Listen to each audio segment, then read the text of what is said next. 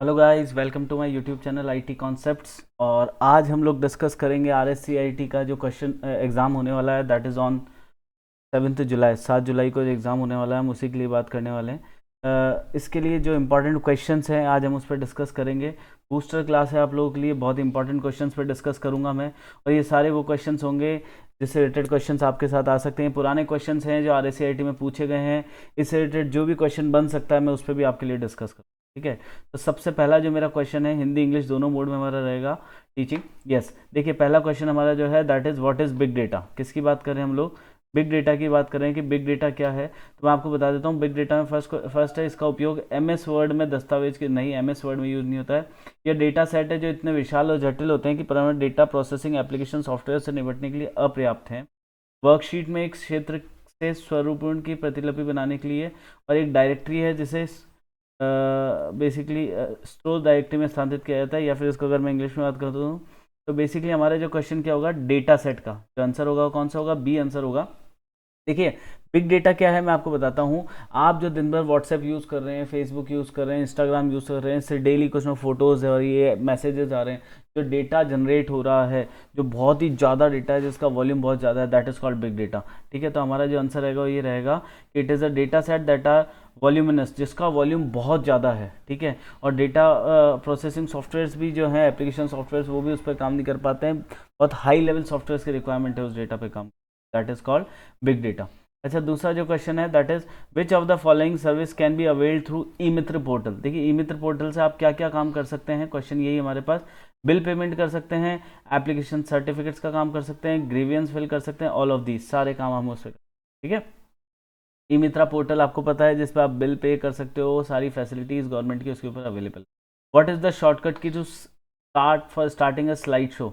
अगर आपको slide show start करना है तो ध्यान रखिएगा शॉर्टकट की क्या होती है, F5 ध्यान रखिए। MS पावर पॉइंट में, माइक्रोसॉफ्ट पावर पॉइंट में। ठीक है, which of what is the shortcut की फॉर पेस्टिंग कॉपीड सेल और रेंज इन MS एक्सेल। अगर आपको पेस्ट करना है तो ये चीज़ आप ध्यान रखिएगा, इंपॉर्टेंट चीज़ है जो आपके पास शॉर्टकट की होगी, दैट इज कंट्रोल V। ठीक है, कंट्रोल C कॉपी की होती है, कंट्रोल X आपका कट का है, और कंट्रोल A किसके लिए होता है? Select all documents. अगर आपको सारे डॉक्यूमेंट्स या फिर सेलेक्ट ऑल डेटा अगर आपको सेलेक्ट करना है, मान लो एक वर्ड फाइल है उसमें पूरा डेटा से स्टोर सेलेक्ट करना है, तो कंट्रोल A का यूज़ कर सकते हैं। ठीक है, कंट्रोल C का यूज़ है कॉपी, कंट्रोल X कट के लिए, और कंट्रोल V किसके लिए? आपके पेस्ट के लिए। ठीक है, ये मैंने आपको बता दिया, बहुत इंपॉर्टेंट है। मैं आपसे सारे इससे रिलेटेड जो भी क्वेश्चन आ सकता है उस पर डिस्कस कर रहा हूँ।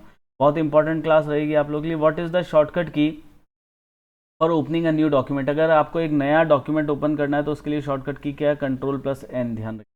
ठीक है, अगर आपको सेव करना है तो उसके लिए शॉर्टकट की है कंट्रोल+S।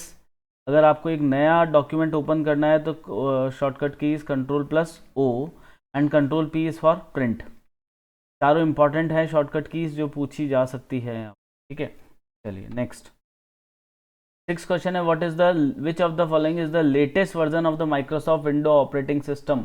माइक्रोसॉफ्ट विंडो ऑपरेटिंग सिस्टम का लेटेस्ट वर्जन वैसे तो विंडो 11 है, बट अब इसमें विंडो 7, 8, XP और 10 है, तो मैक्सिमम जो रहेगा वो विंडोज 10 ही रहेगा जो इसके अंदर अपने क्वेश्चन में गिवन है। वैसे अभी जो लेटेस्ट वर्जन है वो आपका विंडो 11 है, ध्यान रखिएगा। ठीक है, क्वेश्चन आ सकता है इस पर भी। विंडोज़ के, माइक्रोसॉफ्ट विंडोज़ के हैं, विंडोज 7 था, 8 था, 10 XP। आपको मैं बता दूं इससे पहले विंडोज़ 1995 था, उसके बाद 1998 था, उसके बाद 2000 था, उसके बाद XP था, X के बाद विस्टा था, विस्टा के बाद आपका 7 है, 7 के बाद 8, 8 के बाद 8.1 था, और विंडो 10, और विंडो 10 के बाद कौन सा आपका 11 है। ठीक है, तो ये क्वेश्चन आ सकता है, इसलिए मैंने आपको सारे विंडोज़ बता दिए। विच of the following is a web browser developed by Google. जो गूगल ने डेवलप किया है वो मैं आपको बता दूं गूगल क्रोम है। ठीक है, इंटरनेट एक्सप्लोरर माइक्रोसॉफ्ट है, और मैं बता दूं आजकल माइक्रोसॉफ्ट ने इंटरनेट एक्सप्लोरर को किससे रिप्लेस कर दिया? एज से। ये भी क्वेश्चन आता है, माइक्रोसॉफ्ट एज। क्या ये देखिए नीचे एक सिंबल दे रखा है, ये ई का, तो ये माइक्रोसॉफ्ट एज का है।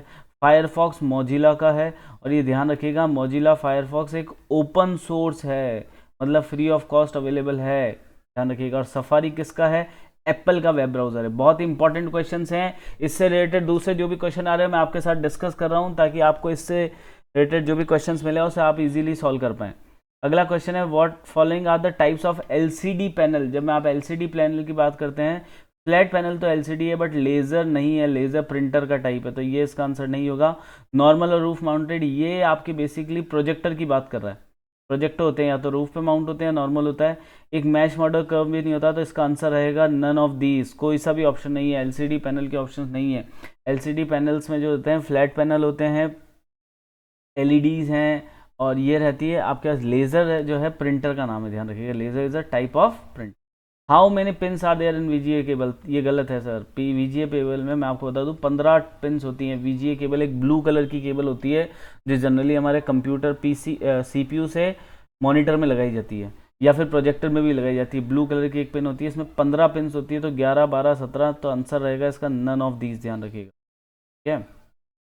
इसके बाद जो क्वेश्चन है which of the following is a type of inter, कौन सा इंटरनेट कनेक्शन है। डायल अप कनेक्शन होता है, पहले होता था, डीएसएल है, वाईफाई भी है, ऑल ऑफ दीज, ये सारे ही आंसर रहेंगे। क्यों? क्योंकि ये सारे के सारे इंटरनेट के कनेक्शन, ठीक है। और डीएसएल की फुल फॉर्म आपको पता होनी चाहिए, डिजिटल सब्सक्राइबर लाइन। ये जनरली आजकल यूज़ होती है जब आप जैसे लाइन लेते हैं ना बीएसएनएल वगैरह की, तो उसके लिए पहले जो है डायल अप कनेक्शन यूज़ होते हैं। Which of the following major E governance initiative in Rajasthan, ध्यान रखिएगा, राज में एक सारे यही है, ये नहीं होगा इसका आंसर, ये होगा ऑल ऑफ दीज। मैं आपको बता दूं राज में क्या करता है, क्लाउड कंप्यूटिंग के लिए यूज़ होता है। राजनेट क्या है, इंटरनेट सर्विस है जो कि राजस्थान गवर्नमेंट की है। राज सेवा द्वार गेटवे है, राजस्थान द्वार का गेटवे है राजस्थान का, इसलिए गेट सेवा द्वार लिखा है, इससे याद करने के लिए। सारी की सारी राजस्थान की ई गवर्नेंस इनिशिएटिव हैं। Which of the following can be use as SSO portal resident login, अगर एसएसओ पोर्टल पे अगर आपको लॉगिन करना है तो किस सेवा का उपयोग किया जा सकता है। E Mitra service through web portal, Rajasthan Sampark, e public distribution, सारे काम कर सकते हो आप एसएसओ में, बता दूं आपको। राजस्थान संपर्क भी उसमें है, ई मित्रा की सर्विसेज भी हो सकती है। ईपीडीएस, ईपीडीएस किसके लिए यूज होता है, राशन के लिए, ध्यान रखिएगा। राशन, अगर आपको ऑनलाइन राशन की बात कर रहे हैं तो उसके लिए किसका यूज होगा, ईपीडीएस का। अगला क्वेश्चन है which of the following is the commerce e commerce website, जहां पे आप ऑनलाइन शॉपिंग करते हैं, आप सभी को पता है अमेजॉन आंसर होगा इसका। ट्विटर क्या है, ट्विटर और फेसबुक ये सोशल मीडिया है, सोशल मीडिया है, ध्यान। विच of the following is a control group animation tab, animation tab में क्या क्या होता है, प्रीव्यू होता है, एनिमेशन होता है, टाइमिंग होता है, ये सारे के सारे एनिमेशन टाइप के पार्ट हैं। माइक्रोसॉफ्ट पावर पॉइंट की हम लोग बात कर रहे हैं, ठीक है। माइक्रोसॉफ्ट पावर पॉइंट प्रीव्यू आप कर सकते हैं किसी भी स्लाइड को, एनिमेशन दे सकते हैं और टाइमिंग दे सकते हैं उसके अकॉर्डिंग। उसके बाद जो हमारा क्वेश्चन है that is select the correct matching options from the table. अच्छा, इसमें आप देखिए ऑप्शन है, पहले तो input device, output device, storage device, ठीक है। अगर इनपुट डिवाइसेस की बात करूँ तो ट्रैक बॉल माउस, जो राउंड बॉल वाले पहले माउस होते थे। माइक्रोफोन्स, जब भी आप कोई हेडफोन्स का यूज़ कर रहे हैं उसमें जो माइक्रोफोन है, कीबोर्ड, ये सारे इनपुट डिवाइस हैं, तो इसका आंसर ये रहेगा पी। आउटपुट डिवाइस में आपका मॉनिटर, प्रिंटर, हेडफोन, और स्टोरेज डिवाइस में आपकी हार्ड डिस्क हो जाएगी। आंसर रहेगा 1 का पी, 2 आर और 3, ये ध्यान रखिएगा, important question. Which connectivity required for the hotspot connectivity, hotspot connectivity के लिए कौन सी चाहिए, वाईफाई चाहिए, ध्यान रखिए। इंफ्रारेड किस में यूज़ होता है, रिमोट्स में, जनरली टीवी के रिमोट्स में जो रेज होती है वो क्या कहलाती है, इंफ्रारेड रेज होती है, ठीक है। इंडक्शन आजकल वो वायरलेस चार्जिंग में यूज़ होता है, ध्यान रखिएगा, वायरलेस चार्जिंग में जो टेक्निक यूज़ हो रही है उसे हम कहते हैं इंडक्शन टेक्निक, ठीक है। के बाद हम लोग बात करते हैं अगले क्वेश्चन की, following are the elements of a charts. अगर चार्ट्स की बात करेंगे तो देखिए चार्ट के अंदर चार्ट का टाइटल भी होता है, लेजेंड्स भी होते हैं, लेबल्स भी होते हैं। लेबल देखिए, अगर मैं चार्ट की बात करता हूँ, ये चार्ट है, ठीक है, सपोज ये हमारा चार्ट बना हुआ है। लेबल मतलब अगर यहाँ पे कुछ लिखा है पॉपुलेशन या जनरल, तो ये GN क्या है, लेजेंड है, ठीक है। और चार्ट का टाइटल, अगर इस चार्ट का कोई टाइटल दिया है मैंने, एक्सेस दी है, कैटेगरी एक्सेस दी है, तो सारे के सारे इसमें अवेलेबल होते हैं, तो ऑल ऑफ दीज होती है, ठीक है। अगला क्वेश्चन है which of the following device is use to connect a computer to the internet through a phone line, phone line से कौन कनेक्ट करता है, ध्यान रखिएगा, मॉडेम, राउटर और स्विच और फायरवॉल। नहीं, देखिए इन तीनों को मैं बता देता हूँ। मॉडेम का जो काम होता है वो क्या करता है, मॉड्यूलेशन और डीमॉड्यूलेशन, ये वो सारी चीज़ें हैं जो आपके काम आने वाली। मैं अभी भी कह रहा हूँ, केवल एक पेपर का डिस्कशन नहीं कर रहा हूँ मैं आपसे, देखिए मैं पूरा समझा देता हूँ उसको। अगर मैं मॉडेम की बात करता हूँ तो मॉडेम के फुल फॉर्म होता है मॉड्यूलेशन प्लस डीमॉड्यूलेशन कैसे काम करता है ये मैं आपको बता देता हूँ। अगर मेरा एक कंप्यूटर है, ये मेरा कंप्यूटर है, ठीक है, कंप्यूटर जो है बाइनरी नंबर्स पे काम करता है 1010। अगर इस डेटा को मुझे किसी और को भेजना है तो इस डेटा को पहले मुझे एनालॉग सिग्नल्स में कन्वर्ट करना पड़ेगा। वापस सुन लीजिएगा, ये डिजिटल सिग्नल्स हैं जो यहाँ से आ रहे हैं, डिजिटल सिग्नल का मतलब 1010, और ये एनालॉग सिग्नल्स है, तो ये कन्वर्ट करना होता है। कन्वर्ट कौन करेगा? कन्वर्ट करने को कहते हैं हम मॉड्यूलेशन। एक दूसरे कंप्यूटर के पास आया, एनालॉग सिग्नल्स आया, ये वापस से कन्वर्ट किस में करेगा? डिजिटल में। किस में कन्वर्ट करेगा? ये एनालॉग है, एनालॉग से किस में कन्वर्ट होने वाला है? ये 1010, दैट इज डिजिटल। ये क्या कहलाएगा? डीमॉड्यूलेशन। वापस बता देता हूँ, ये क्या कहलाएगा? डीमॉड्यूलेशन। डीमॉड्यूलेशन मॉड्यूलेशन दोनों काम कौन करते हैं? मॉडेम करते हैं। ये कहलाता है मॉडेम। ये क्या कहलाता है? ध्यान रखिएगा, मॉडेम का काम क्या है? मॉड्यूलेशन और डीमॉड्यूलेशन। वापस कह रहा हूँ, मैं आपको सारी चीज़ें समझा रहा हूँ। तो कौन सा ऐसा डिवाइस है इंटरनेट से फ़ोन लाइन को कनेक्ट करता है? मॉडेम। कौन कनेक्ट करता है आपका? मॉडेम। अच्छा, ये बात बता दूँ, अगर राउटर की आप बात करेंगे तो राउटर क्या करता है? रूट बताता है। वायरलेस सिग्नल्स को रूट बताता है। स्विच क्या करता है? एक लैन में अगर एक सपोज एक कमरे में बहुत सारे कंप्यूटर्स है, एक लैब में बहुत सारे कंप्यूटर, उन सबको जोड़ना है, तो उनको जोड़ने के लिए लैन केबल का यूज़ करते हैं, नेटवर्क केबल का, और उसको यूज़ करने के लिए किसका यूज़ होता है? स्विच का। ध्यान रखें। और फायरवॉल क्या है?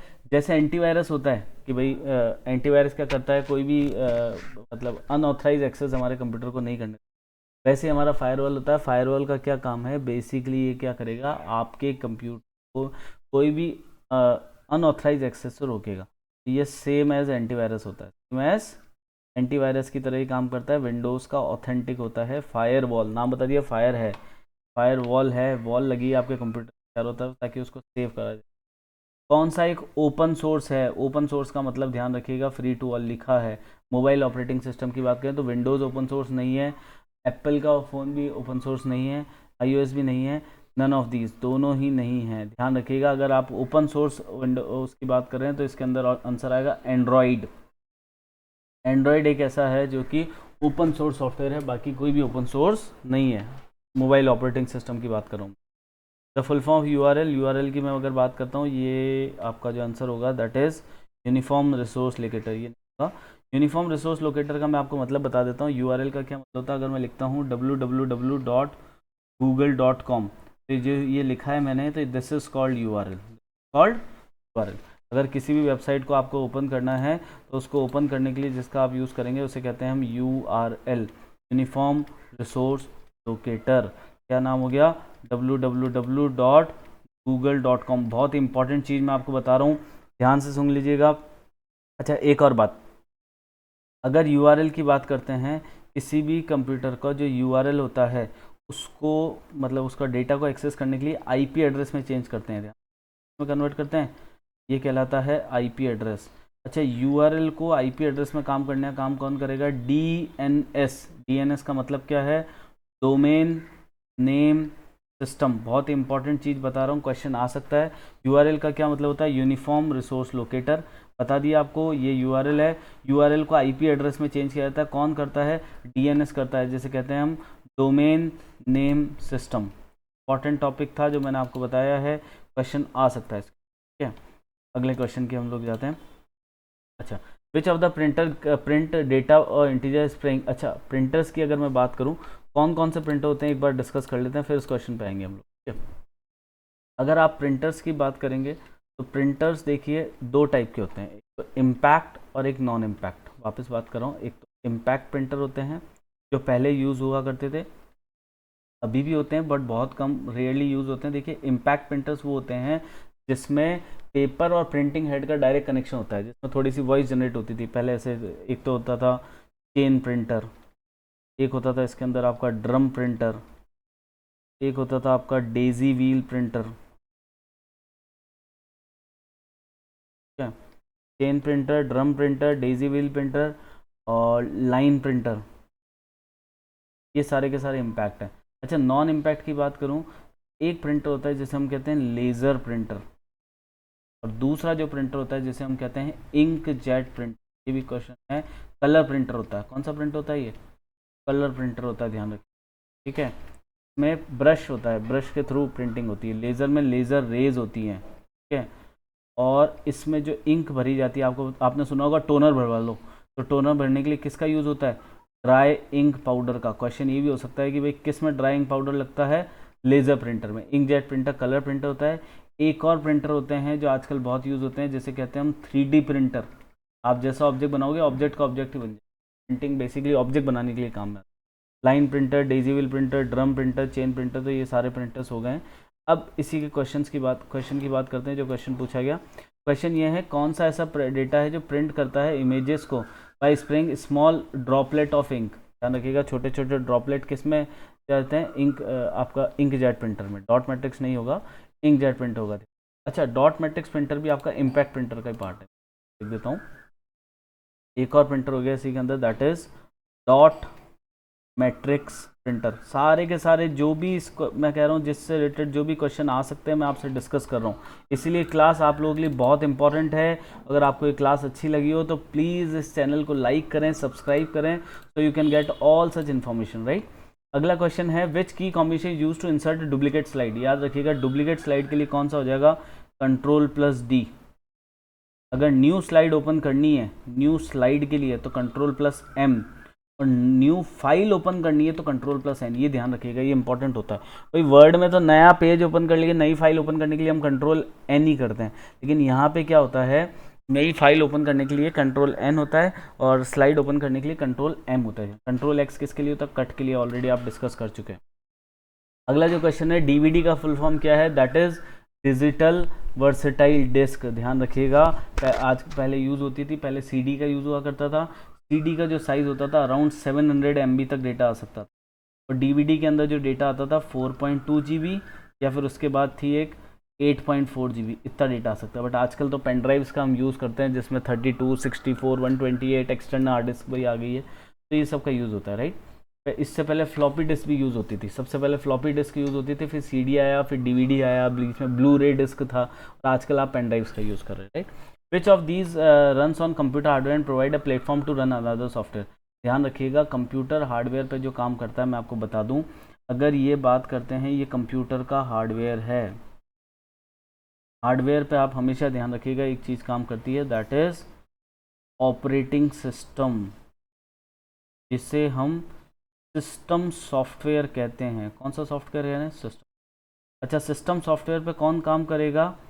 Application software. एप्लीकेशन सॉफ्टवेयर, और एप्लीकेशन सॉफ्टवेयर पे कौन काम करने वाला? आपका यूज़र। तो आप यूज़र हैं, यूज़र पे इस पर काम करेगा एप्लीकेशन पे, एप्लीकेशन पे इस पर करेगा सिस्टम सॉफ्टवेयर या ऑपरेटिंग सिस्टम पे, ऑपरेटिंग सिस्टम पे करेगा हार्डवेयर। तो मैं यूज़र डायरेक्टली हार्डवेयर पे काम नहीं कर सकता, डायरेक्टली प्रिंटर को यूज़ नहीं कर सकता। प्रिंटर को यूज़ करने के लिए मुझे MS वर्ड खोलना पड़ेगा, MS वर्ड ड्राइवर्स पे काम करेगा, ऑपरेटिंग सिस्टम पे काम करेगा, उसके बाद मेरा प्रिंटिंग डन होगी। ये आगे बात करते हैं, designed and launch by NIC, designed and launch by national payment corporation, NPCL ने जो बेसिकली एक बनाया है। कौन सा कार्ड है? रुपे। ध्यान रखिएगा, वीज़ा नहीं है, वीज़ा तो आपका आउट ऑफ इंडिया है, मास्टर भी नहीं है, मेस्ट्रो भी नहीं है, जो कार्ड है वो रुपे है, ध्यान रखिएगा।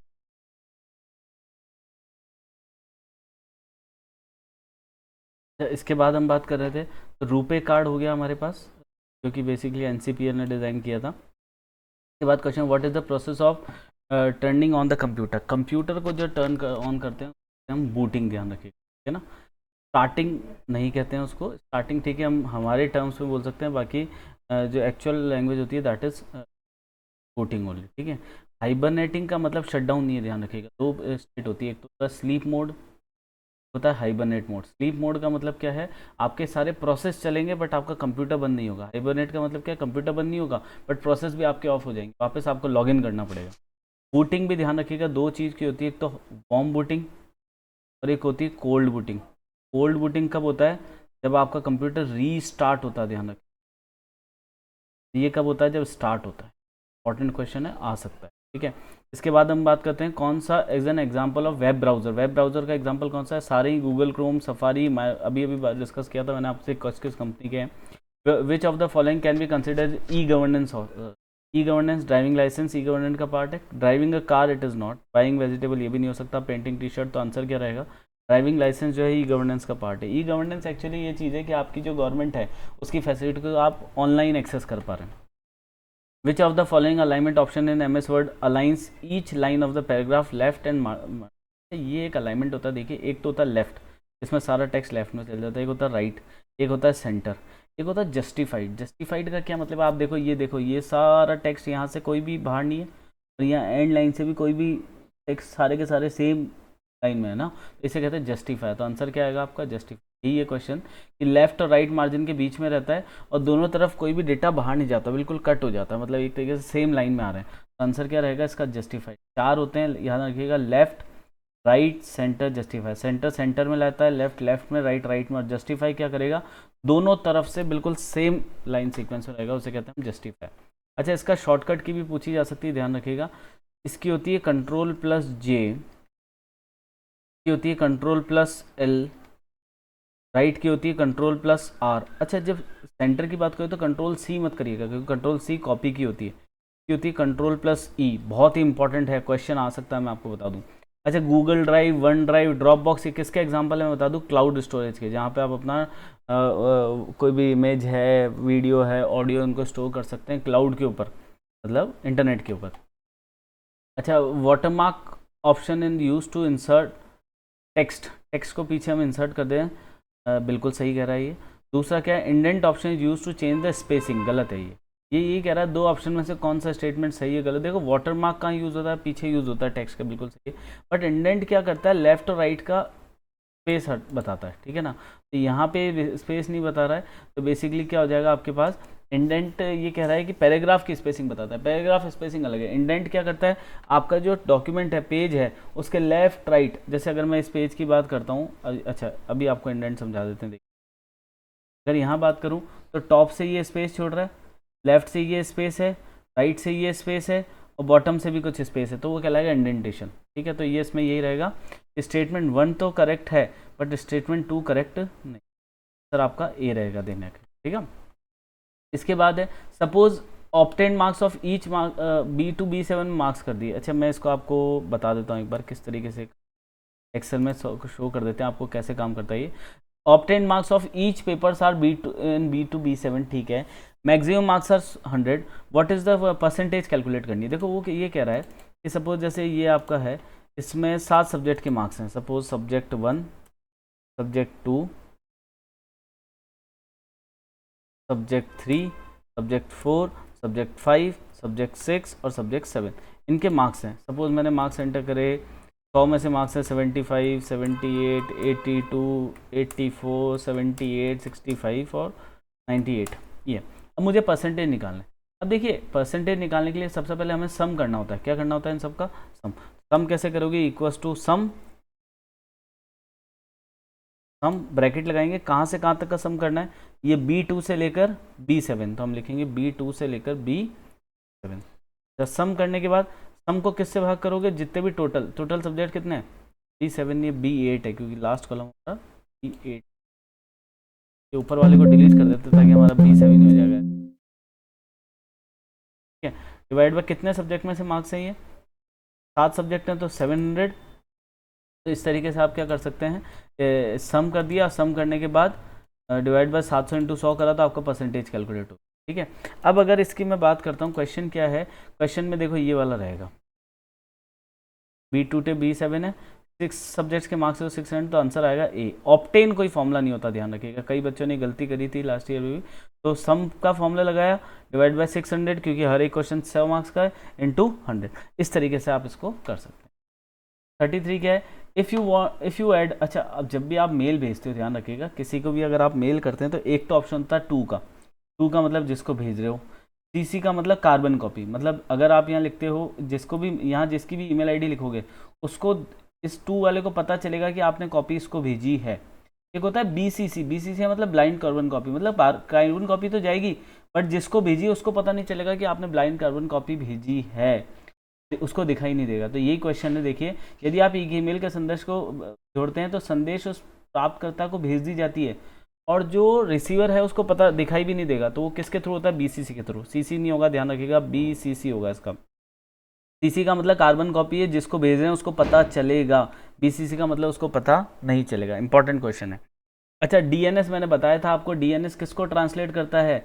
डोमेन नेम को IP एड्रेस में। डोमेन नेम को ही हम URL भी कहते हैं। मैंने आपको बताया था डोमेन नेम किसके अंदर होता है? URL के अंदर होता है। अच्छा, URL, राइट। इसके बाद हम बात करते हैं, you can change your charge your phone और टैबलेट को आप वायरलेस चार्ज को। कौन सी चार्जिंग होती है? मैंने बताया था आपको, इंडक्टिव चार्जिंग। आजकल ये मेथड यूज हो गया। तो ये 35 क्वेश्चंस मैंने आपको कराए हैं। सारे ही क्वेश्चन बहुत इंपॉर्टेंट है और हर एक क्वेश्चन से रिलेटेड जो भी दूसरे क्वेश्चंस आ सकते हैं मैंने आपको सारे डिस्कस कर लिए हैं। मुझे लगता है आपको ये क्लास आपके लिए यूज़फुल होगी। और अगर आपको ये क्लास अच्छी लगी है तो प्लीज़ लाइक करो इस वीडियो को, सब्सक्राइब करो इस चैनल को IT कॉन्सेप्ट्स, ताकि मैं आपको फर्दर ऐसी वीडियोस देता रहूँ। IT से रिलेटेड जो भी नया कॉन्सेप्ट मिलता है, जो भी आपके लिए यूज़फुल होगा, हम आपके लिए ज़रूर वीडियो लाएंगे। कमेंट करके बताइए आपको वीडियो कैसा लगा, और अगर आपको कुछ नया टॉपिक चाहिए या RSCIT से रिलेटेड कोई टॉपिक चाहिए जिस पे आपको वीडियो चाहिए, तो हम आपके लिए बहुत जल्दी लेके आएंगे। Thank you so much guys.